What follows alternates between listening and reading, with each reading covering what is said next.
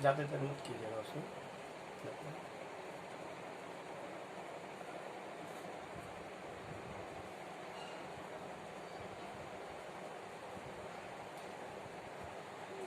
पिछले क्लास में बेटा आपने फ्रांसीसी क्रांति के बारे में पढ़ा था। आज एक चैप्टर और आगे चलते हैं, चैप्टर नंबर 2, यूरोप में समाजवाद और रूसी क्रांति। चैप्टर नंबर 1 में ही आपने देखा होगा कि क्रांति तब होती है जब वहां की जनता परेशान हो जाती है, भूख प्यास से व्याकुल हो जाती है, तो ऐसी हालत में हाथ में हथियार उठा लेती है। यही कहानी रूस की भी है। रूस में क्रांति 7 नवंबर 1917 में जार निकोलस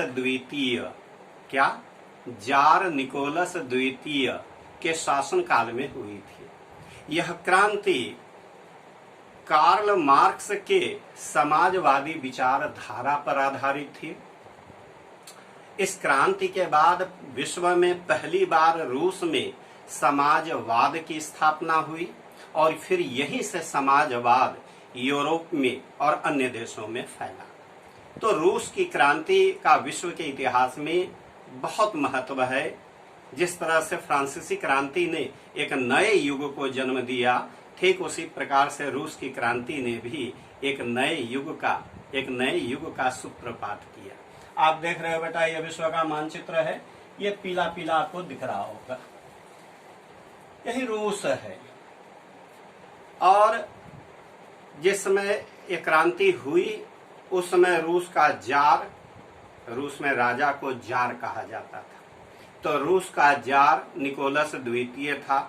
अयोग्य था, विलासी था, निरंकुश था, अदूरदर्शी था, समझदारी नहीं थी। जनता का परेशान होना स्वाभाविक था।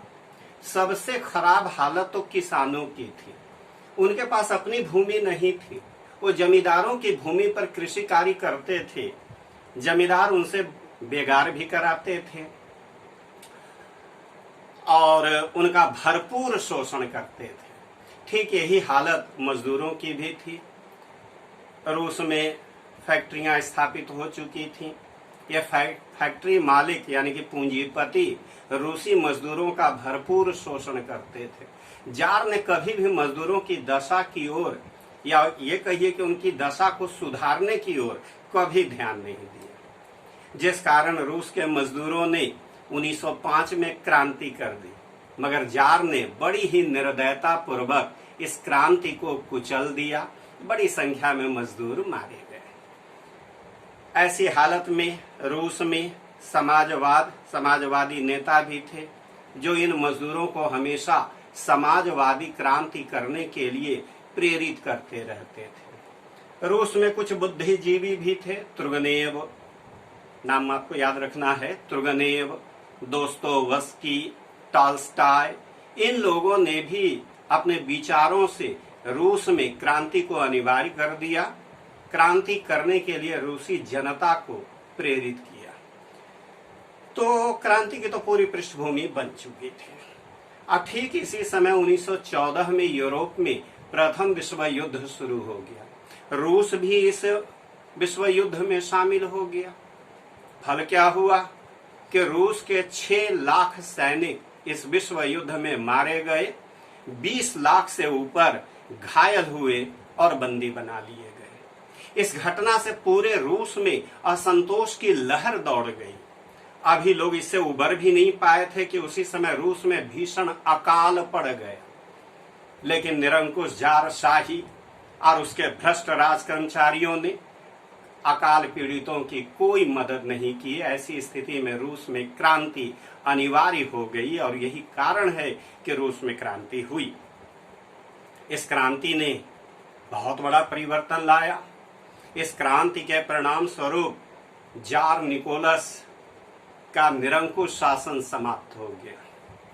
लेनिन के नेतृत्व में रूस में समाजवाद की स्थापना हुई और इस प्रकार से समाजवादी व्यवस्था को अपनाने वाला रूस दुनिया का पहला देश बन गया और फिर यहीं से समाजवादी विचारधारा यूरोप में तथा दुनिया के अन्य भागों में पहुंचने लगी, जिसका रिजल्ट ये हुआ कि यूरोप के अन्य देशों, अन्य यूरोपीय देशों ने भी अपने देश में मजदूरों की दशा में सुधार लाने के लिए भरसक प्रयास करने लगे ताकि उनके यहाँ के मजदूर असंतुष्ट न हो। तो क्रांति तो रूस में हुई, लेकिन पूरे यूरोप के मजदूरों की दशा में सुधार हो गया, जो कि बहुत बड़ी बात है। इसके बाद रूस का बहुत तेजी से इस क्रांति के बाद सैनिक और आर्थिक विकास होने लगा और देखते ही देखते रूस दुनिया की एक महाशक्ति बन गया। तो इस तरह से इस क्रांति ने रूस का बिल्कुल काया पलट कर दिया। इस क्रांति के जो परिणाम हुए बड़े ही महत्वपूर्ण और दूरगामी हुए। वैसे तो टॉपिक समाप्त हो गया है, लेकिन एक छोटा सा टॉपिक और है जिस पर मैं चर्चा करना चाहूंगा, और वह है खूनी रविवार। क्या? खूनी रविवार, ब्लडी संडे। एक्चुअल में रूस में मजदूरों की दशा बहुत खराब थी, जिस कारण मजदूरों ने 22 जनवरी 1905 ईस्वी में रविवार के दिन एक जुलूस निकाला और ये मजदूर जुलूस की शक्ल में ये जार से मिलना चाहते थे, एक प्रार्थना पत्र देना चाहते थे, अपनी दुर्दशा की ओर जार का ध्यान आकृष्ट करना चाहते थे। लेकिन जार के आदेश पर रूसी सैनिकों ने उन निहत्थे मजदूरों पर गोलियां चला दी, जिसमें सैकड़ों मजदूर मारे गए। चूंकि वह दिन रविवार का था, इसलिए रूस के इतिहास में इसको खूनी रविवार कहा जाता है। तो बेटा चैप्टर समाप्त हुआ। मैं उम्मीद करता हूं कि आपके समझ में बातें आई होंगी। आप ध्यान से पढ़ो बेटा, 9th क्लास है, नोट्स आपको वेबसाइट में उपलब्ध मिल जाएंगे। Thank you.